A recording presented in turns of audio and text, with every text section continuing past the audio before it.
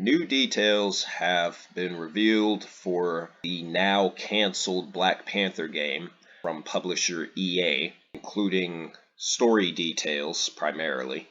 Let's take a look here.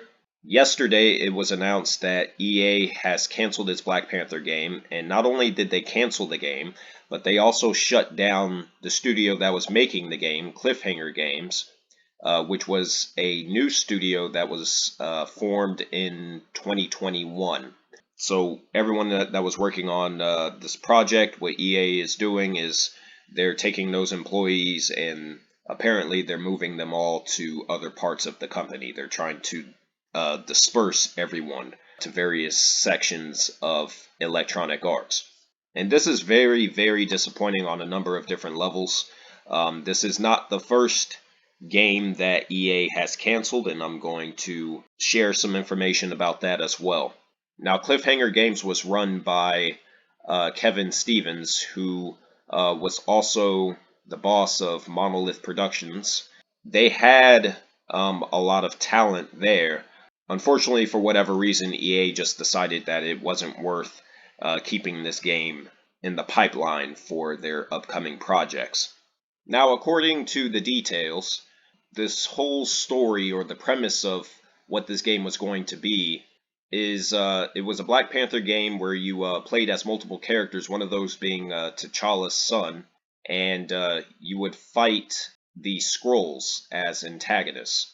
Not only that, but some concept art was revealed, shown off here, and the more I look over this stuff, the more I realize just how much of a missed opportunity this is.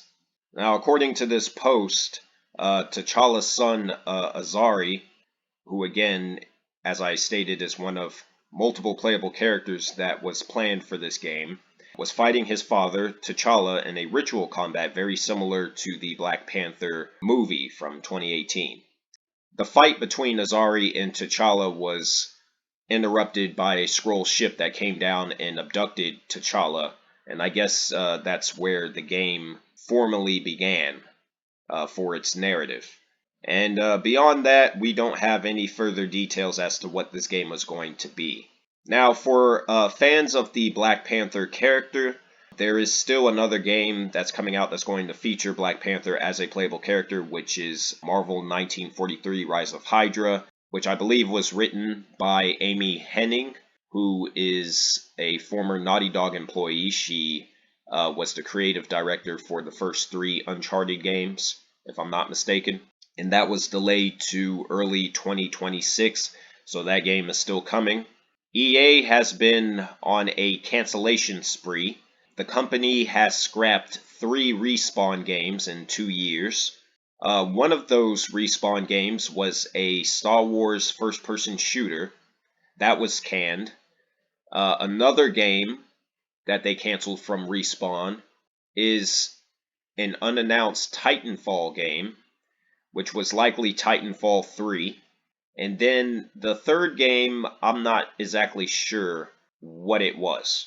It was some kind of shooter game that was reportedly scrapped as well by the company. So, unfortunately, there's not much to be excited about when it comes to Electronic Arts. Another bit of disappointing news is that Star Wars Battlefront 2, which is seeing a resurgence in popularity thanks to the game's Reddit and TikTok communities, will never see a sequel. Star Wars Battlefront 3 was turned down by EA years ago because the company doesn't want to pay for the licensing costs for the Star Wars franchise. I'm sure there's some other reasons, but that was the primary reason that was given as to why they turned down Star Wars Battlefront 3. So I'm sure some are wondering, well, what is still in development from EA that people can look forward to besides, the usual, the next Sims or the next Battlefield game, etc., etc. Well, there are 2 games from EA that were confirmed to still be in development. And those 2 games, one of them is Marvel's Iron Man from EA Motive. EA Motive is known for their work on the Battlefield franchise as well as Star Wars Battlefront, the Star Wars Battlefront games from Electronic Arts. And they are making an Iron Man game. This was announced a few years ago. We still have not seen a formal trailer for this game. No gameplay, no screenshots, no concept art, nothing. But apparently it's still in development. And Respawn is making a sequel to Star Wars Jedi Survivor. So Star Wars Jedi 3 is the other one that's still in development that, people can still look forward to when it comes to single player experiences from Electronic Arts. The big one out of the two obviously would be the Iron Man game. We'll just have to see how that one turns out. EA Motive is a good studio, one of the few at Electronic Arts, so just going to have to see how it turns out. But yeah, this is highly disappointing news from Electronic Arts. It's kind of hard to continue being excited from these AAA gaming publishers when they continue to drop the ball with bad news, announced every other day, it seems. And as far as Marvel games that are still in development, we still have, as I already stated before, Marvel 1943, Rise of Hydra, that's still coming. Insomniac's Marvel's Wolverine and Marvel Spider-Man 3, those games are still coming. I don't know what happened to the Venom spinoff.